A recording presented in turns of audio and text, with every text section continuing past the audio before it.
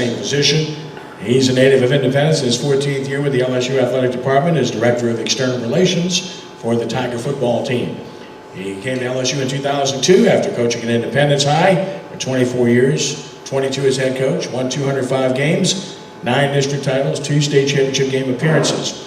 Southeastern graduate, he's now at LSU and enjoying himself immensely and always enjoys coming here. Of course, the Tigers are supposed to play Gainesville Saturday morning at 11 a.m. against Florida. Stay tuned. Please give a warm welcome to Charles Baglio. Charlie? Yeah, a little bit different than last time, huh? Wisconsin? Seems like light years ago. Coach Stewart, great young coach right there, I'll tell you. He comes to my 7-on-7 every summer, and until he had to pull out this year, so we got to get on him a little bit for that. You know what happened? We had a coaching change, and it was kind of a whirlwind week for Coach Orgeron, but he had everything in place.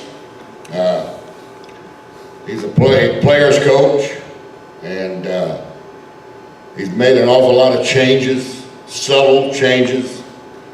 Last week,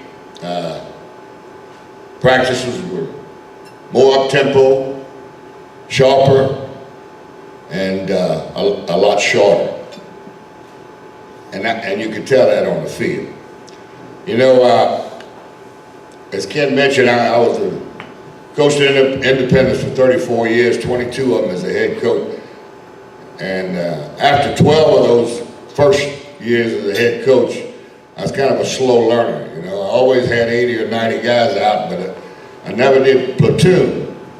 And in the last 10 years, I did.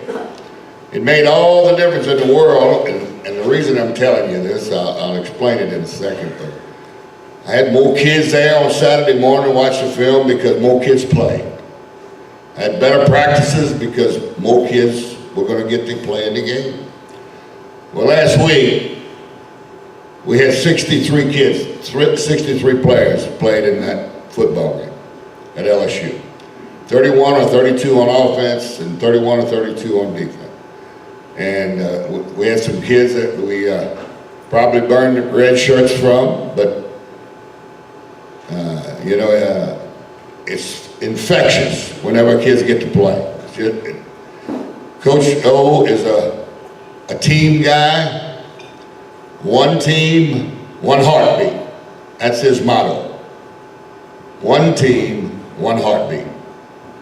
Last Friday, which I'll go over what he calls each day. You know, he's got a thing for each day, a little mantra. Friday is Focus Friday.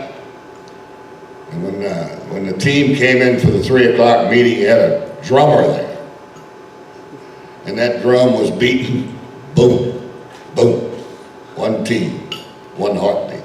That's the way he is. He's a motivator, and you could hear a pin drop in the room, and he gets them ready to play. I'll tell you what the way the week starts for him. Monday is Tell the Truth Monday. And he says, I am brutally honest, whether it's good or whether it's bad. It's concerning the week, the game before, it's Tell the Truth Monday. Tuesday, Competition Tuesday. Ones go against the ones, and twos goes against the twos, and then the one goes against the two, but it's full speed. Up tempo, it's Competition Tuesday. That's what he preaches. But they're shorter. Practice is shorter, and everybody's running. Everybody's running with the ball. Wednesday is Turnover Wednesday. Offense doesn't turn it over. Defense tries to get turnovers. And they work on it. It's a theme, and the kids are buying in. Thursday is No Repeat Thursday.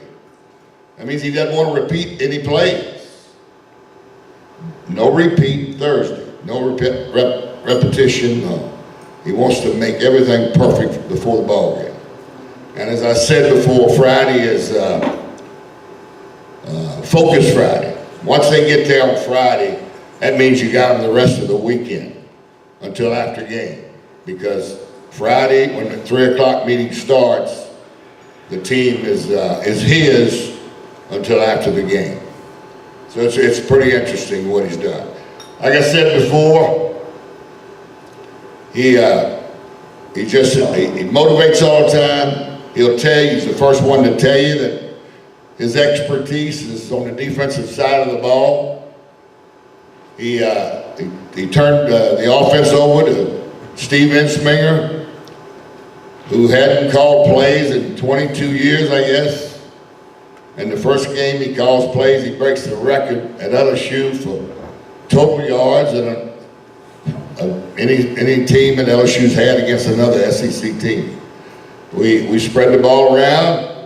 We had formation changes, same plays, but it was just something to see. I texted him after the game. I said, Steve, I just want to congratulate you, man, on on the job he did.